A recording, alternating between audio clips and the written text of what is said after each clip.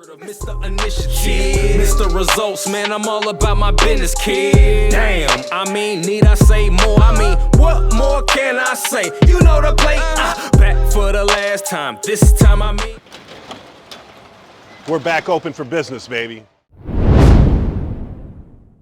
All right, guys, I haven't done a liquidation motivation video in a long time because I tried to change the focus of my channel, doing a few other different kinds of styles of video, but it really didn't work out. So I'm back to liquidation. I'm back to motivation. I'm back trying to help people find out the secrets in the liquidation business. You know, we're gonna run through a few things that I've been up to for the last year since I've been making videos, but everybody knows, you know, we had 30,000 people watch. I bought a bowling alley. So I still got my bowling alley. It's going okay. It's not going great. It's going okay. You know, we do have a lot of problems with bowling alleys, but here we go. I got Lake Wales Bowl and Entertainment. All right, so this is the bowling alley part, right? We have a 32 lane bowling alley. We got two sides, look at bang, 16 and 16 over there. You know, all the balls, all the chairs, all the tables, all the shoes, everything for a bowling alley. We run the bowling alley. You know, there's nobody in it right now because we're in the middle of the afternoon, it's dead. But you know, we do pretty good on weekends. I mean, was it a good investment? Would I do it over again? Probably not. There was a lot more to handle than I really knew about, and this is why. The problem, these lanes are all mechanical, and they're from the 50s. I didn't know anything about bowling lanes when I started here, but they're from the 50s. They came out of an old bowling alley across the town. We're in Lake Wales. These came out of Winter Haven. So to get parts for these things, horrible, it's hard, and it's expensive. It's very expensive. But you can see show down here, Paul. The lanes come down. This wheel here picks up all the pins, brings it up to the top, fills the top up. Once the top's full, sends it down, and then it loads it all back up again. So you always have two sets of pins in every lane, so that whenever you knock down one set, the next set is ready to go. So you always put 22 pins in every lane. But everything here is a part, is a piece. They don't make them anymore. They're hard to get, they're hard to find. It's all mechanical. Everything now is like digital, you know, and they're a lot nicer and newer. So this is something I really didn't realize whenever I started in the bowling business. So it was a real kick in the ass trying to learn how to run these systems. Insuring a bowling alley is freaking insane. I have to pay over $40,000 a year in just insurance on this place. I don't know, they think it's like a high risk business. People can get hurt here. So premium has been going up. Everybody's premium has gone up, but to pay $40,000 for liability, to me, that just seems like it's insane. We have a full-size arcade in our bowling alley, and this is really the moneymaker of the bowling alley because we don't own any of the equipment. We don't have to fix any of the equipment, but every month we get a commission check out of it. So it's a 50-50 split with the vendor, and they put in all of these machines, all of these games. There's about 60 different games in here, and it's the ticket kind of games. So we also have our ticket collection counter over here, so kids can spend $10 or $20, you know, and win a little rubber ducky or something like that. You know, they're never a good deal. I've always hated letting my kids. I mean, I want my kids to enjoy themselves when they're little and play in these arcades, but it's really, you know, not a good deal for the kids. But it makes them happy. They get to walk away with something, right? And to get it straight, if you got a business location that gets a lot of people and a lot of kids, put it in an arcade. Contact these guys here. You know, I think this is Birmingham Vending, and you know, they will put one of these arcades in any location, any place you're at, if you get the business, if you get the draw. You know, it'll cost you nothing, you just got to give them some space. Man, and I'm telling you, your commission check every month, you know, ours is between $8,000 and $12,000. Summertime, the busier seasons, we make more. You know, during school, we don't make as much. So, you know, today's a school day, so there's hardly anybody here. But they're a great investment to have in a business if you have the space. So this is my favorite part of the bowling alley. We have a 120-seat sports bar. And guess what? Guess what? Best of all, guess who's here? Look at this. Look at this. It's Mandy. Mandy is the bartender down here at the sports bar. So she's kind of left the liquidation business and went into bartending. She's a trained bartender, so she fit right in down here, and she runs all the major shifts around here. But you know, if you know me, you know that I don't mind having a couple drinks every once in a while. So I love owning a bar. You know, I buy bars because then I don't have to pay for my drinks, right? So full sports bars, TVs, liquor, pool tables. We got pool tables over there, DJ booth, karaoke. You know, look at these tables, Paul, right here. These tables, where did they come from? They came from the Orlando Magic, the stadium. We bought them out of the stadium. These chairs, this came out of the room that the Magic actually eat in. You know, so these are thousands of dollars, but we only paid a couple bucks for it. I think we paid like $10 a table, $5 a chair, buying them on an auction. So we got it from govdeals.com. Bourbon chicken, my favorite. The next business I own in the mall is China Express. There's a little old lady who wanted to retire, wanted to sell this restaurant, so I bought it off her. So we've been running China Express for about a year now. We put new signage up front, televisions with our menu board on it. You know, we redid the front of this. We got a walk in the back. You know, what is a pure white boy from the country doing owning a Chinese restaurant? I don't frickin' know. But it does pretty good. You know, weekends we are slamming, weekends we are busy. You know, it does well. So, you know, we're definitely the busiest restaurant in the mall. So I'm happy that we purchased this. We still have another 3 years left on our lease, so I'll be owning it for a little while longer. It's good. I like Chinese food. You know, I like to eat the food here, you know, so once again, I got another restaurant that I get to eat free at, so it's a good place.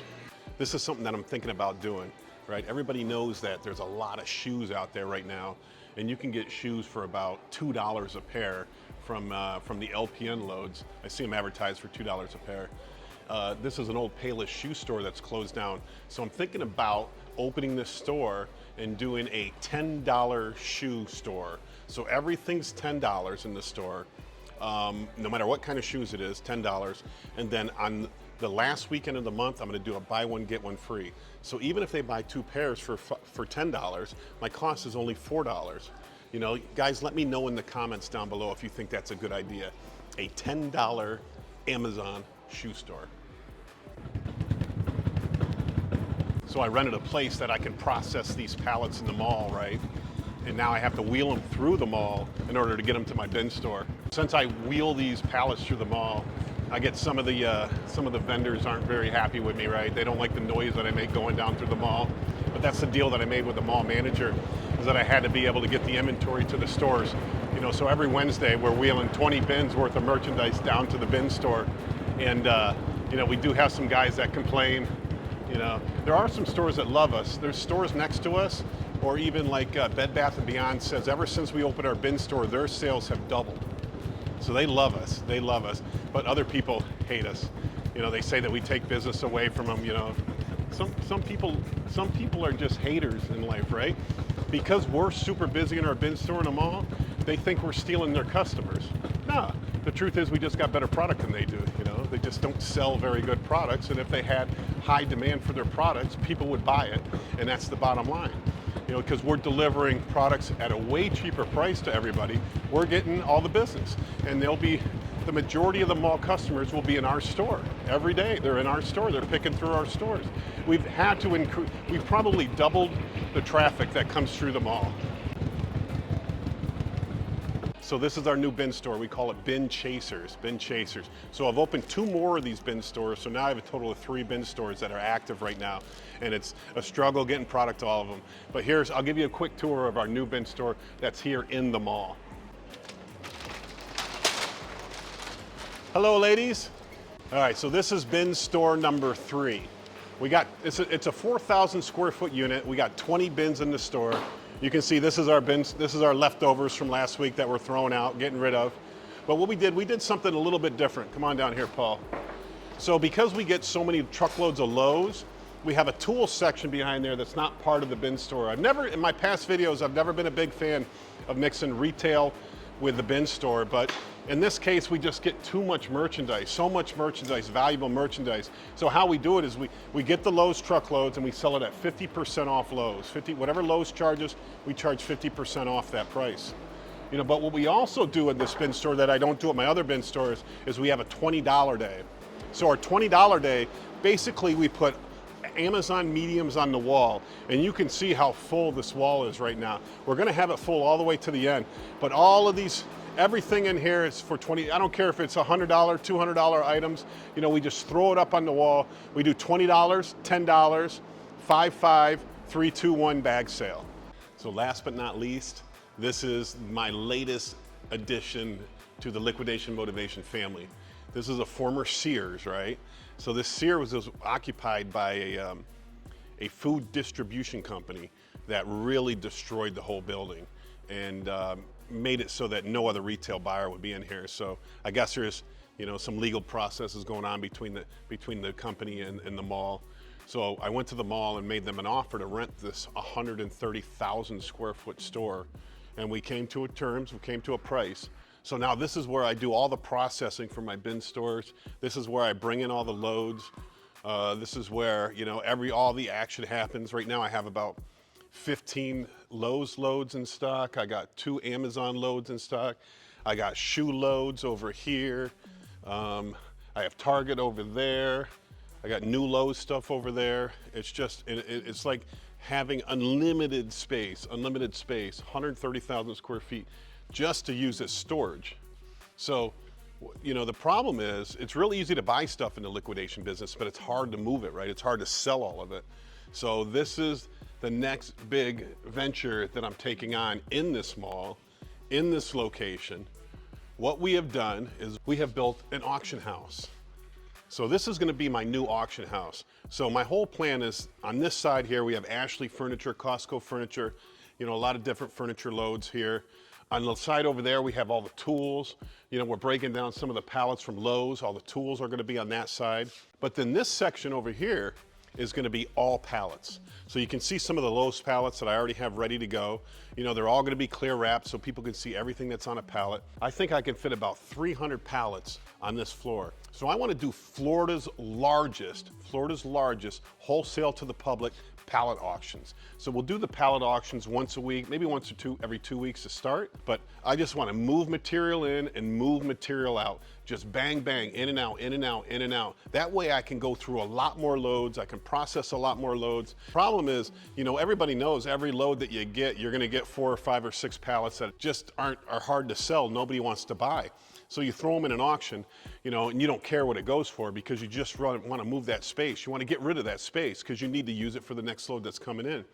Although this is 130,000 square feet, I have very fast filled it up. All right, so this is the entrance to the auction house. So we have doors going to the outside. Right now we have a metal door down right there. This is where they register for the auction, and that's where everybody will be working, all the administrative people will be working, where we make all the, you know, the collection of the money and that. So it's set up perfectly, I think.